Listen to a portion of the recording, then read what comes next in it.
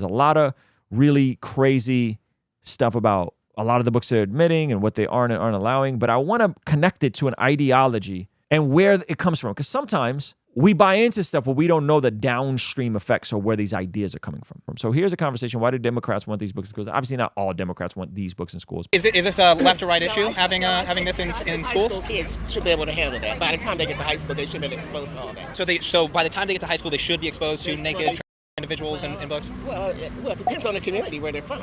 Do you believe that is age appropriate for even high school? What do you think? No. I don't even want to look at it. You should feel safe sending your children to school. This is not safe. This is not safe for children to see. This is pornographic. Pornography can exist in images, it can be cartoon and illustration animation, and it can also be in explicit texts.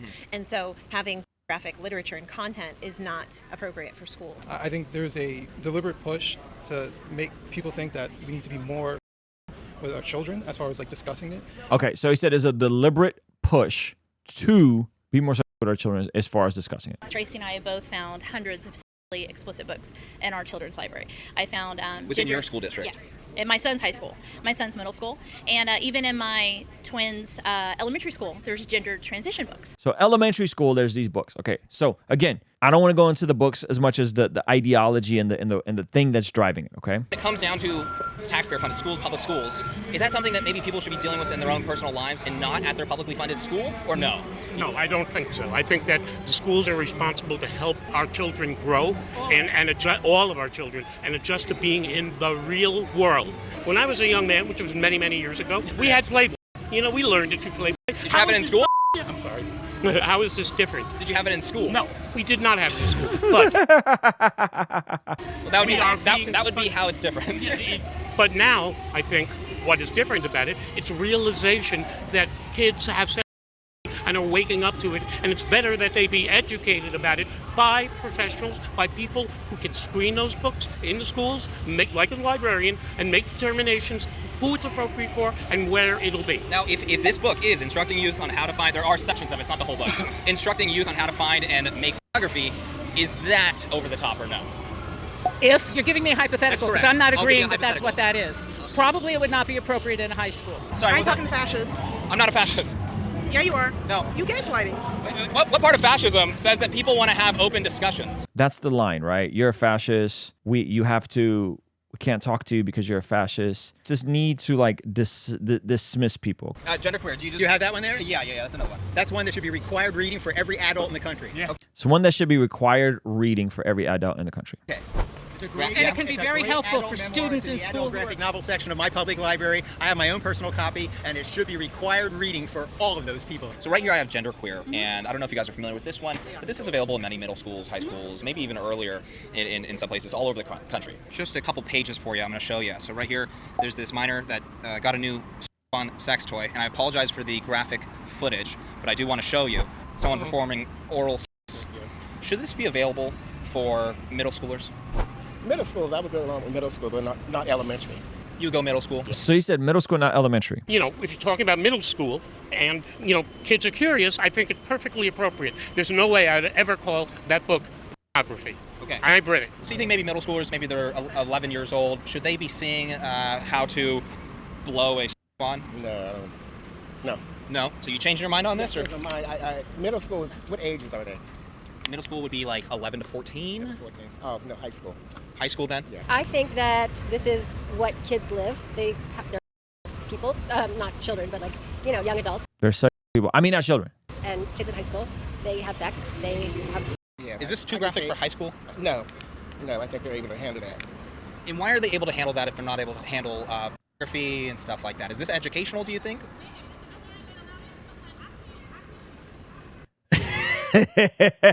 That awkward silence. Well, it just depends. You know, what does it depend on, do you think? On how they're brought up in their neighborhood. And their oh my gosh. So maybe some communities might want minors to be performing oral sex with a fun sex toy? No, I don't think no, not at all.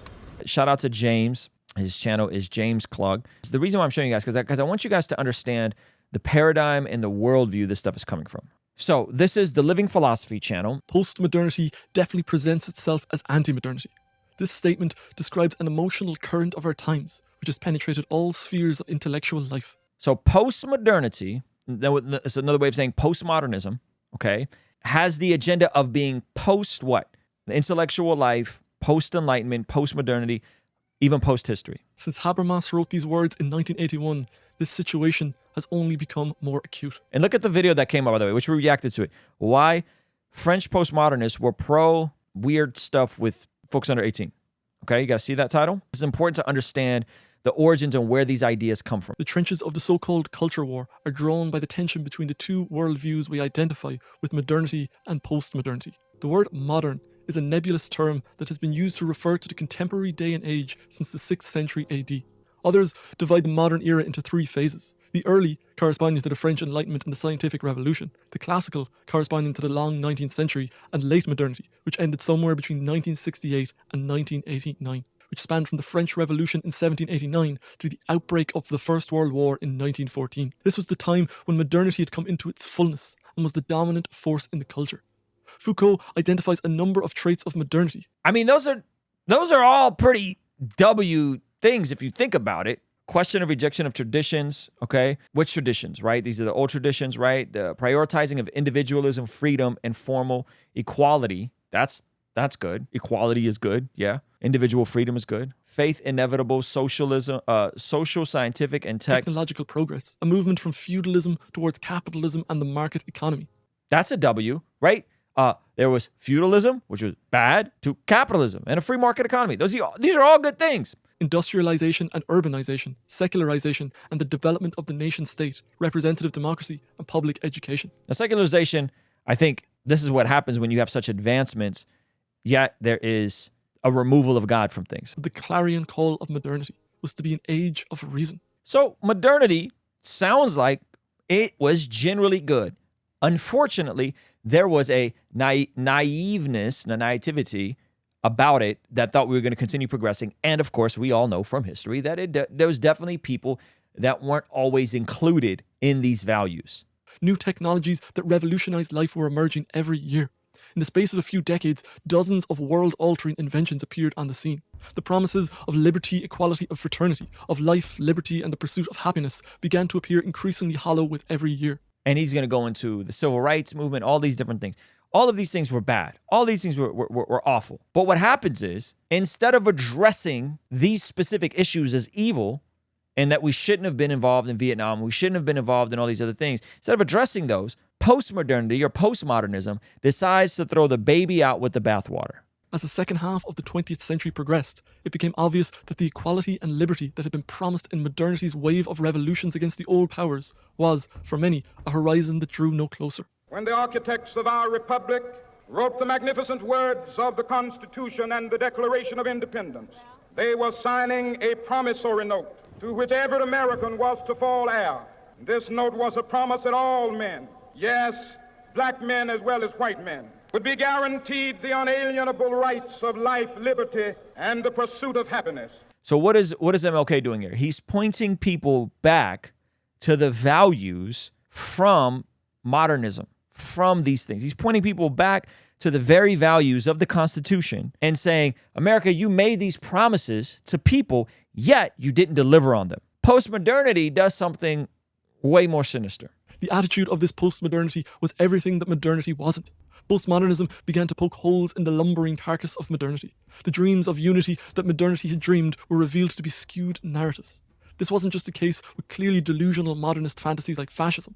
It became clear that the glorious promises of modernity came with a set of terms and conditions: white, male, heterosexual, and preferably from a wealthy background. And this will be how we start having the world separated into oppressor and oppressed. Because modernity fell short in different areas, the logical conclusion that the postmodernists make is they then leap and say, well, instead of calling people back to the intent and the purposes, we're going to say that the entire system needs to be overhauled. The entire system needs to be destroyed.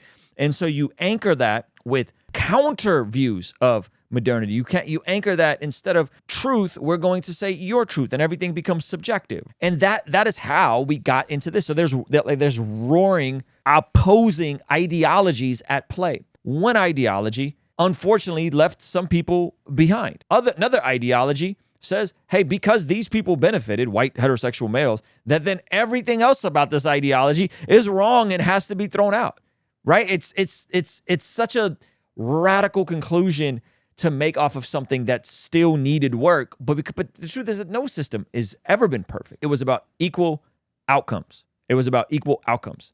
Access to equal opportunity and giving people a shot to move up, drive the trajectory of their life, to pursue liberty and freedom, to pursue happiness, versus saying, no, if there's any disparity, therefore equality isn't there. But the question is, do people have the shot? Do people have a fair shot? Postmodern philosophers took up the voices of the underdog, of the excluded, of women, of other races, of other sexualities and genders. Ironically, for all its disdain of modernity, postmodernism was fulfilling the dreams of its predecessor. Its fight for justice and equality contained an implicit affirmation of the values of modernity. There was no whisper of a return to the medieval values of faith and piety. Postmodernism was about filling in the cracks in modernity's narrative of equality. A new worldview has begun to emerge. This new cultural phase, metamodernism, takes the irony and manifold perspectives of postmodernism and integrates it with the optimism and audacity of modernity. And that's where we're at now, is they're taking the elements of modernism and they're blending it with the subjectivity of postmodernity. And that's exactly how we have folks who are okay with all sorts of books being added and all sorts of revolutions and all sorts of genders and all sorts of insane things. It's connected to the underdog entering the institution and now wanting to destroy the entire institution. Because the institutions have, yes, at times failed people. But any system is going to be broken because people are broken, because people are messed up. And so when the emphasis doesn't go back to how can we press into our creator and instead lean into ideas and views and ideologies, someone's always going to get left behind. So when you're seeing the downstream effects, this is the downstream effects of Marxism. This is the downstream effects of the radical feminist movement. This is the downstream effects of these are these downstream effects that are then going to have a negative impact because they're built on sand. And modernity, in my opinion, or modernism is closer to scripture and an opportunity for people to follow God and live God's way.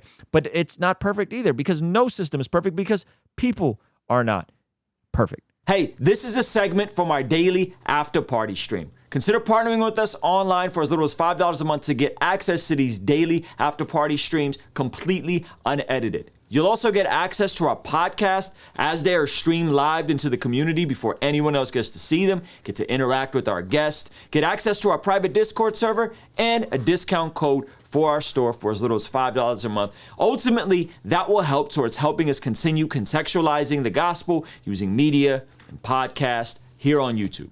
All right, I'll see you over there. Peace.